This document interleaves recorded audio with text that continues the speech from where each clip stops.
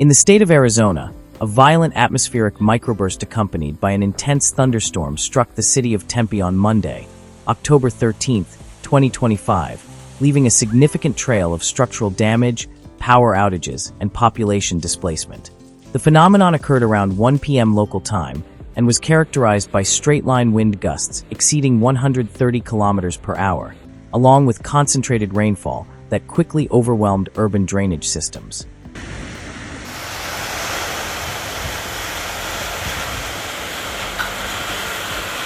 The microburst, also known as a microexplosion, occurred when a descending column of extremely dense air within the storm suddenly collapsed against the ground, generating destructive winds in all directions.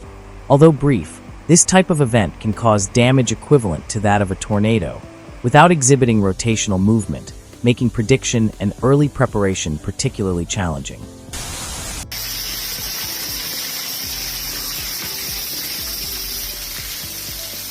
In less than 20 minutes, winds swept through neighborhoods in the East Valley, especially along Kine Road and Southern Avenue, causing large trees to topple, ripping off residential and commercial roofs, and scattering debris across streets and avenues.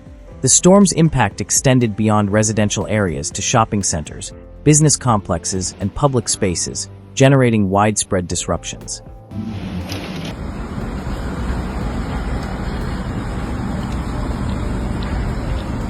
Electricity supply was severely affected, leaving more than 34,000 users without power in Tempe and impacting other communities across the Phoenix Valley. Service crews worked continuously for several hours to restore power, removing fallen trees and repairing high-voltage lines. By the end of the day, approximately 10,000 users remained without electricity as damage assessments on critical infrastructure continued. Structural damage was concentrated on torn-off roofs, collapsed walls, and detached air conditioning units.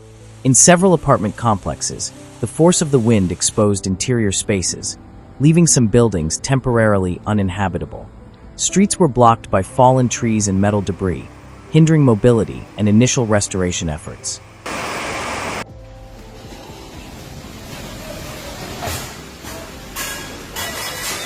Rainfall was equally intense, with over an inch of water recorded in just 30 minutes in some areas.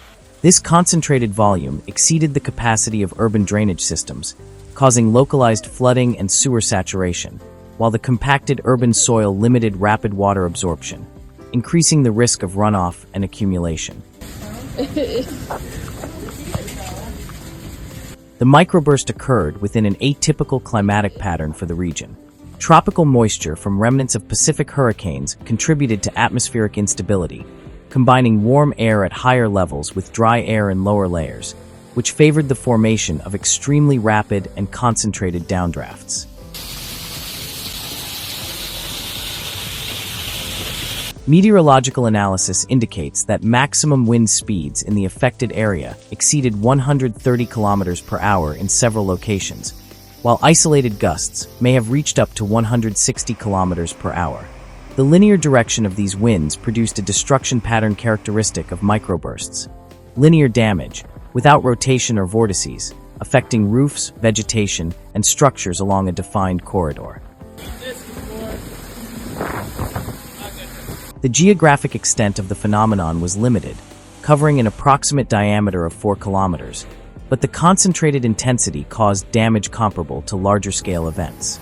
The rapid development of the storm and the microburst surprised authorities and emergency services, leaving little room for preventive alerts. Local authorities activated emergency protocols, prioritizing debris removal, inspection of damaged buildings, and the restoration of critical services such as electricity, water, and communications. Cleanup crews were deployed immediately to clear main streets and avenues, ensuring accessibility to densely populated urban areas. The impact on urban infrastructure was significant. Traffic signs, light poles, fences, and public furniture suffered considerable damage. Public transportation was affected by fallen trees and heavy objects on streets and thoroughfares, causing route interruptions and widespread delays.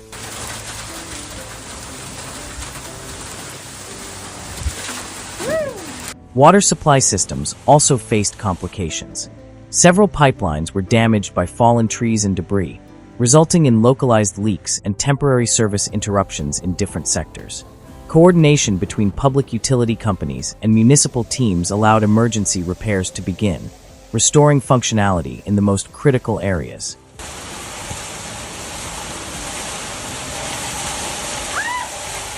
Damage in commercial areas included partial roof destruction, the detachment of advertising signs, and impacts on ventilation and air conditioning systems.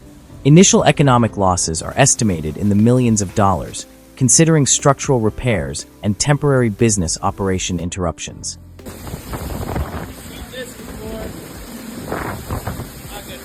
In Tempe, green areas and parks suffered notable deterioration.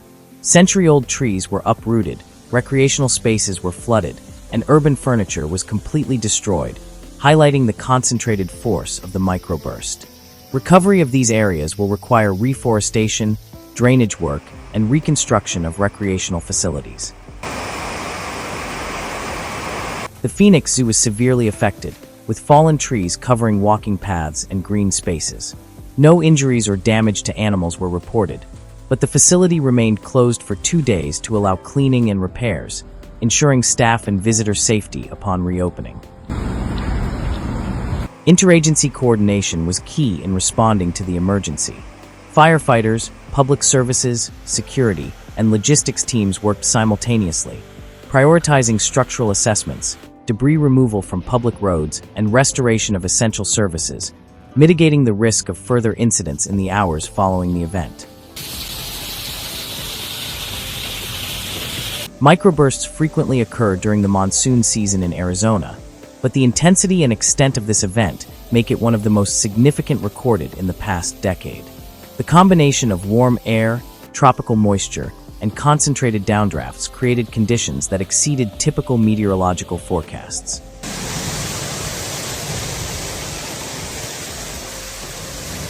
The National Weather Service emphasized that the sudden nature of the microburst limits alert systems, as formation occurs within minutes and precise prediction of the impact point is extremely difficult.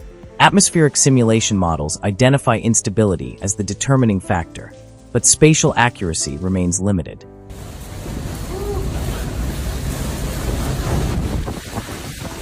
The city of Tempe set up temporary shelters for displaced residents, providing basic provisions, access to potable water, and temporary electricity. Local institutions worked in coordination to ensure safety and continuity of services, while structural inspections of affected buildings were conducted.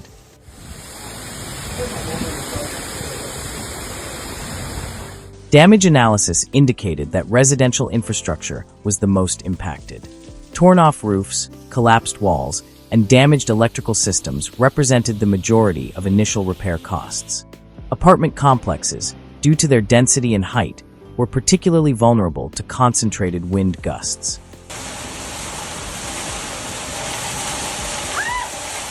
The storm also caused traffic disruptions. Streets blocked by fallen trees, metal debris, and roof fragments forced detours and temporary closures of main routes, affecting mobility and prolonging emergency response times. Telecommunication systems suffered partial interruptions due to fallen transmission towers and communication lines affected by the wind's force. The restoration of these services was coordinated quickly to ensure emergency communication and information services remained operational during the crisis.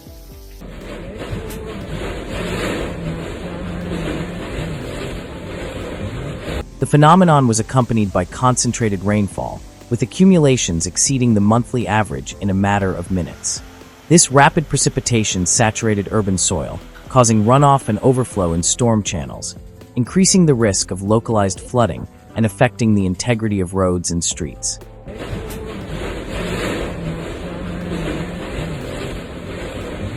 The combination of extreme wind and heavy rain created a synergistic effect on structural destruction. Roofs, struck by gusts while simultaneously saturated by rain, collapsed in multiple buildings, demonstrating the vulnerability of constructions to severe microbursts.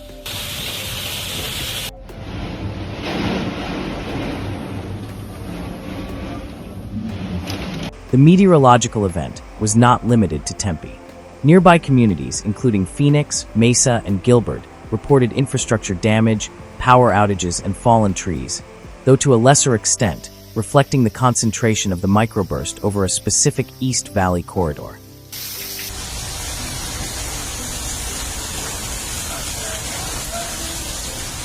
The rapid response of technical teams allowed cleanup and reconstruction work to begin immediately.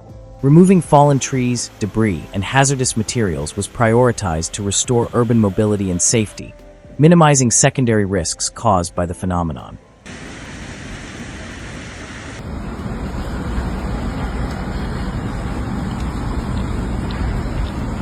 Post-event risk assessment determined the need for detailed structural inspections of damaged buildings, including evaluation of roofs, walls, and electrical systems.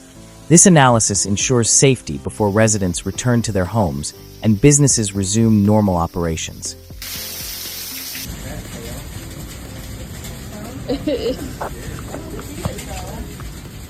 Subsequent meteorological study indicated that such phenomena could intensify with increasing humidity and regional temperatures, generating more concentrated and destructive winds over short periods. Urban planning and building codes will need to consider these variables to mitigate future damage.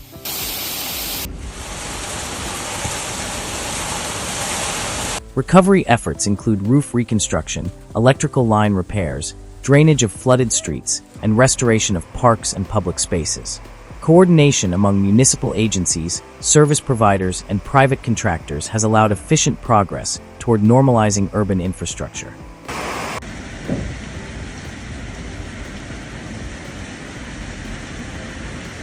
Initial assessments of economic and structural damage indicate significant losses in residential and commercial property, as well as in urban furniture and green areas. Restoration work will continue for weeks, considering the magnitude of the impact and the concentration of damage in key sectors of Tempe.